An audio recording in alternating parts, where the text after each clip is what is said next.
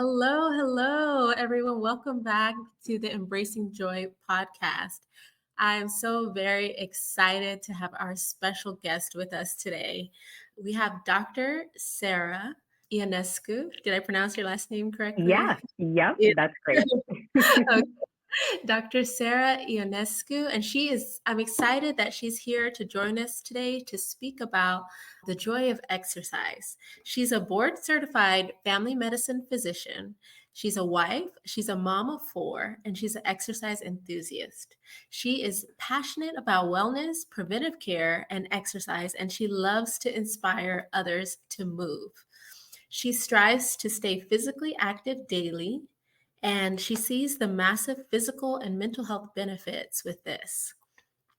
And she wants to help others by encouraging and inspiring them to do the same. All right. So thank you so much for joining us, Sarah. It's a pleasure to have you on the show. So we start these episodes with a brief warm up. The warm up is called convergence. So we want to make sure that we are not overthinking and we're in a place where we can just get in the same type of headspace. So this warm up is called convergence. So we'll say the first word that comes to mind. We'll count to three, and then we'll try to say at the same time. So we'll go 1, 2, 3, and then you'll say the first word that comes to your mind, and I'll say the first word that comes to my mind, and we'll say them simultaneously until we get to the same word. Okay, ready? Yes, All right. Okay. and thank Yeah, you, thank you for having me. I'm so excited to be here. yeah, we're so excited to have you on. Super excited to have you on. Okay, let's start with our brief warm up, and then we'll get Ready? into our interview questions. Okay, you ready? Yes, All right. 1, 2, 3. Blue. sunshine. Blue and sunshine. Okay. All right. All right. All right. Okay. You ready for the next one? Yes, All right. All right. 1, 2, 3. Beach. beach. Ah, there you go. That's awesome. So our That brains was are already there. We're already in line. already in line at the beach. So that's okay. Yeah, so thank you again for joining us, Sarah. And your passion about exercise is really, it shows in how you speak about exercise and well-being. Tell us, how has exercise been a source of joy for your life? Yeah, so I think I was an athlete growing up, so it Mhm. was always sort of ingrained in us that we were active and it was built in without really thinking about it. Like all the practices and things were kind of just part of life. And then, as I grew up and went to college and then, had a job and then did med school and residency and then started having kids, it became a lot more challenging to figure out how to fit it in because Mhm. it wasn't prescribed how it was before. And, Mhm. I got to a point in my career where I was struggling with self care and figuring out how to fit it in. And I just felt like I was, hanging on day to day. And I really was not finding a ton of joy always in life. And that's when I kind of got back into exercising because that had always been so important to me. And I knew that it would probably help my mindset and Mhm. where I was in life. And at that point, I had one child. And so I knew that I wanted to be a role model for her and for my family in terms of being active and just having that be a part of our life. And so, I started to get back into it and I realized, oh my gosh, like I'm feeling so much more joy and just like happier, even if I'm only doing it for a few minutes a day. And so that's when I really started to recognize how important it was for me, even if it wasn't back to the athlete days of I exercise for an hour every day, like Mhm. even just a few minutes made a huge difference. And it started out my day on the right foot and allowed me to bring more joy throughout the day, if that makes sense. Yeah, it definitely makes sense. I can relate in large part because I do have short exercise. I used to play sports in high school. I did not play any college sports, but we did have a physical activity requirement in college. And Sure. then in medical school, I did take up yoga, and that helped me a lot to just manage the stress of exams and things coming up. And when I was on a light rotation, I would do the 1 hour class. But when things got much more busy, I learned to do a 10-minute YouTube yoga instead of going Sure. physically to class because it really helped me mentally to just get into a more calm and less anxious space in regards to my studying for the exam or just, those school worries. And I would stress about spending too much time exercising. So switching from 1 hour to a 10-minute, it was useful for me during that time because I didn't feel guilty for taking an hour from studying, right? So Sure. that, Yeah. yeah, that's what I did during that time. So I definitely relate to exercise. Even if it's small, it can make such a huge positive impact in your overall well-being. So tell me more about how you encourage your patients to improve their physical activity and what type of feedback have you seen from patients when they were able to incorporate that activity? Were they able to improve their disease or what have you seen? Yeah, so absolutely. And it's sort of funny. That's how I was able to get myself back to exercising because I really had to like reframe the definition because if I couldn't find 30 minutes or 45 minutes, I just would do nothing. It was like, Mhm, well, that's not enough. It doesn't count. And what I had always been telling patients, even from residency, especially patients that would say like I can't do anything, I am not active at all, I'm not moving at all, I do 0 minutes of movement a day. It mhm, was like, can you find 1 minute a day to do something? And it doesn't mhm, have to be you're changing your clothes, you're getting sneakers on. You can be barefoot, just get up, walk around your house for a minute. If you can mhm, safely navigate stairs and you have stairs, go up and down the stairs for a minute. And inevitably, what I found with patients is they would come back and say, Doc, I did the minute you said, and then I did another one. Or, mhm, I figured out I could do this like a couple times a day. And they mhm, started just on their own. Like once they saw that they could do it and they had confidence, they started progressing to making the intervals longer, to making them more frequent. And I mean, just as an example, I always talked about this with my diabetic patients, so people that struggle with sugar trouble, because movement for them is so important, right? Like it can hugely complement medications, it can help, with the nutrition changes and all of that. And I mean, I had patients that we did nothing else. There were no new medications, there was no diet changes. It was like I would always do baby steps where it felt reasonable for the patient, and they would start moving and we would see their 3 month sugar average, the hemoglobin A1C, improve just with doing a minute a day, because moving uses up some of your body's sugar, right? Your muscles need sugar to mhm, move. So if mhm, you're moving, inevitably it's going to help. And without even intentionally making other changes, moving more inherently, you almost subconsciously start to do other things. Like people would come in and say, I started to drink more water, or I mhm, ate some extra vegetables today. And it wasn't even stuff that I was telling them to do. It was just, they were just on this healthier path all of a sudden. And it mhm. made sense to them at that time to make some more baby changes.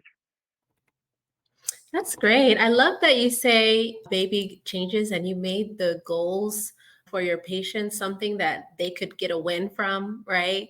Because Yes, sometimes in medicine, a lot of physicians are, or we may say, oh, you need to change your diet, exercise, do, so many things that need to be changed, which of course we all have areas that we need to improve on. But when it's given as a big plate, it's hard to swallow for patients, right? exactly.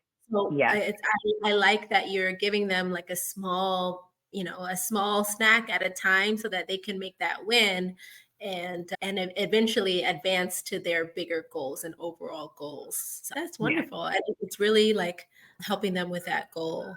What would you yeah. say, Dr. Sarah, for You had this experience as a mom of 4 kids, right? So a lot of Yes. moms have had difficulty finding time to exercise. And I know that you started because you wanted to be an example for your first child. That was one of your major reasons for becoming more physically active. What would you say for busy mom professionals that still say that they can't find time to exercise? Like, how would you rationalize that for them? Yeah. I mean, I have a few tips. I think, like I kind of already alluded to, the biggest thing for me was reframing it. I think, especially with physicians or, professional, busy women that are moms, it can be really challenging to find that 30 minutes or 45 minutes. And a lot of times you're in that mindset of, well, then I can't do anything because doing just a few minutes isn't enough. And once Mhm. you have that mindset, it makes it so challenging to overcome that. And so that's where I think just making that shift of anything that is moving counts. Like I Mhm. used to walk our dog every single day. My daughter and Mhm. I would go outside and walk the dog for 30 minutes. I never Mhm. counted that as movement. It was like, Mm. that's a chore. It has to be done. But then it was like, wait a minute. Why is that not like I'm outside? I'm walking. I'm getting my Mhm. heart rate up. And so Mhm. I think just kind of thinking about your life and reframing it in that way. And it may be you have 2 minutes during nap time or 2 minutes before they wake up. You can absolutely do something in 2 minutes and have, you can stretch, you can do some jumping jacks, you can get up and down the stairs. Excuse me. Mhm. And if you have those pockets during the day, you can do it multiple times a day. It doesn't have to be that you have all the time altogether. A couple of the other things that I figured out just the more kids that I've had in terms of finding time is being prepared ahead of time. So I always have like if I'm going to do a true workout where I want to have like sneakers and workout clothes, I have all that stuff pulled out and ready to go in one area, a water bottle also, so that when that time does come up, whether it's planned or whether it's like, oh my gosh, everybody's quiet, like let me go get my 5 minutes in, I have Mhm. that stuff ready to go. So then that is not a barrier. Like it's already ready to go. Another thing is being flexible. So recognizing, okay, I'm doing a 30-minute yoga workout and Mhm. 10 minutes in, somebody wakes up. Like instead of throwing the whole thing out the window, one, you got 10 minutes in. So celebrate that win. Like I showed up and I did something. And Mhm. another thing is, can you make a pivot? Can you do another 5 minutes? Can you go grab whoever woke up or whatever busyness is happening and still get, just kind of be flexible. It doesn't have to be something unexpected happens and everything then is out the window. Mhm. And then the last thing is, like you had already said, is really just celebrating your wins because when you write them down and you read them on a day that you're like, oh my gosh, I can never do this. I'm the worst. I'm not exercising at all. And you go back and you read all the things that you've done, you start to become more confident in yourself and you realize, look at all these things that I've done and my brain is like not recognizing them. So writing that down, even if it is, I walked for a minute, I did a 5 minute yoga, I stretched for 3 minutes, whatever it is for you, I think writing that win down and then reading it on those days where you are finding you're having a hard time, it can make Mhm. a huge difference. I love that. I love that. Yeah, definitely. Those are great tips for busy professionals, moms, and anyone that they can fit in small pockets of exercise or physical activity within their schedule. And it doesn't have to be for a full hour and it doesn't have to be at the gym.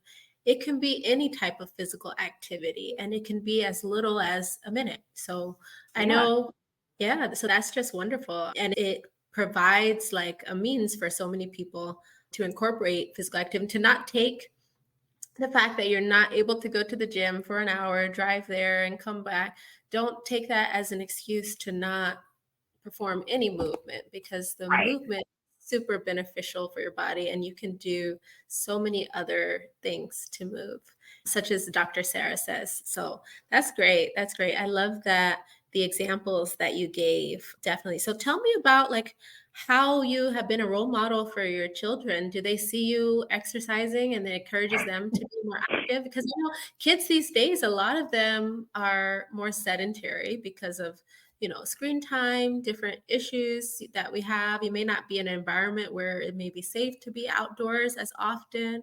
So a lot of kids are sedentary these days. So how has seeing mommy exercise every day, how has that encouraged them to be more active?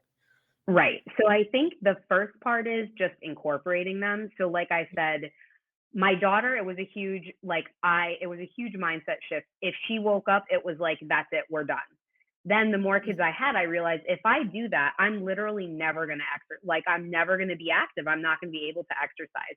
So now it's Mhm, like if somebody wakes up earlier, pop them depending on their age, because I have I have 14 months to 6.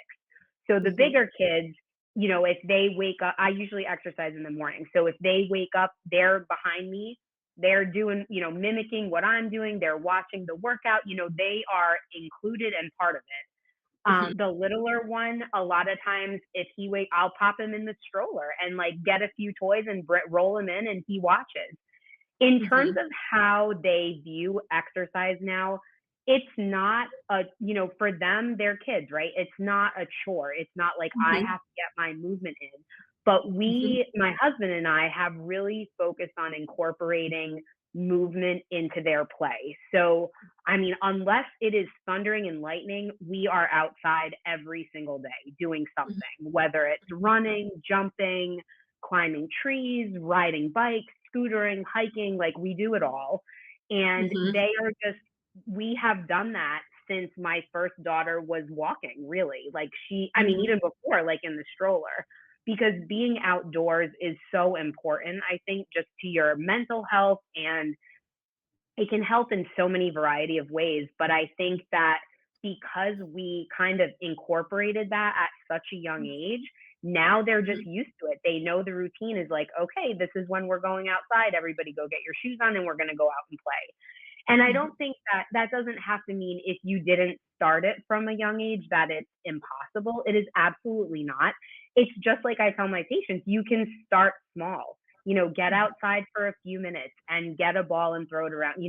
Those kind of things, even though they're not the traditional exercise, that's what movement is for kids, right? It's play, it's mhm. fun, it's Oh, yeah. jumping around. Yeah. Mhm, So that's kind of how we have been able to incorporate that into our family. And that's how I always encourage my patients that have kids to do that as well. mhm. That's great. I know when I was growing up, we were outdoors a lot, which was and it was play. We enjoyed like playing with the neighborhood kids, Yeah. playing dodgeball, different games outside, and it didn't feel like exercise at all. Riding our bikes is just joyful, fun, like Yeah. just being a kid, and that time is very valuable. So, Absolutely.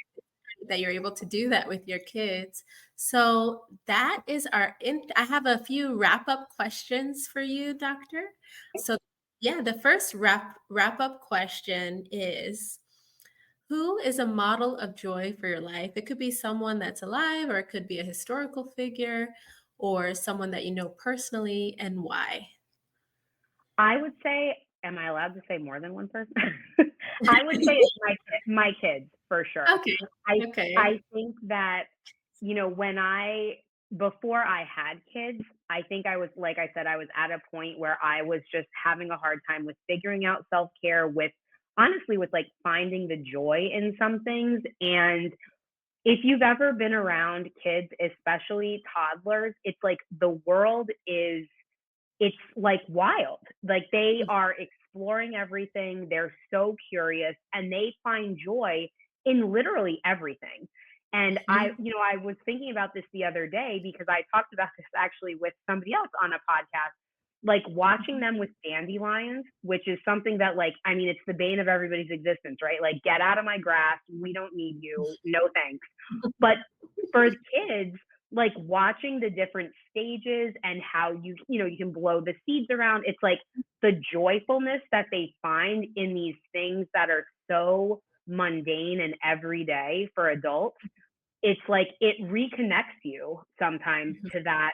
inner child when it was like, oh my gosh, I had so much joy. And like they don't even have to try to find it, if that makes sense. It's just everything is so exciting and new. It just every event is joyful. So that's what I would Mhm. say. Well, that's a great example. So, my next question is, if you were cooking a cake of joy, what would your top 3 ingredients be and why? Okay, so I think number one would be my husband and my kids because Mhm, they bring me the most joy for all of the reasons just spoken. And I mhm, think making family memories to look back on. I would mhm, say exercise, mhm. because again, of all the reasons that we talked about and how I have been able to, been able to get there in terms of it bringing me joy. And then probably sunshine slash the beach, like we kind of got to We before. got there. I think, Yeah.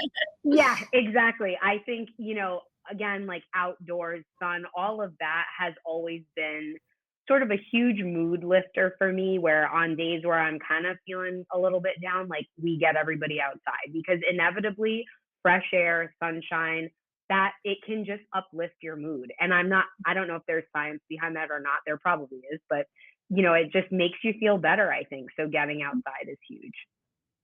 Yeah, that's great. So, thank you so much for sharing your wisdom with us. Where can Absolutely. our listeners Yeah, thank you so much. Where can our listeners contact you, or if they wanted to learn more or work with you, where could they find you? Yeah. So I have a website where if people are interested, they can sign up for my free newsletter. And so Mhm. that is DR as in doctor. So DR Sarah, Sara Ionescu, IONESCU.com. And then I post content, reels, video, like short videos on YouTube, where I also have longer videos. And then I am on Instagram and Facebook. All of those places, I'm Dr. Sara Ionescu. So same as the website, just without the .com. Awesome. Well, thank you again, Sarah. It's a pleasure having you on. And this was Yeah. the Embracing Joy podcast. If you want to hear more joyful stories about how high achieving professionals have incorporated joy in their personal and professional lives, be sure to watch the next episode and share this episode with people that you think it will help. Take care and have a great day. Yeah. Thank you so much.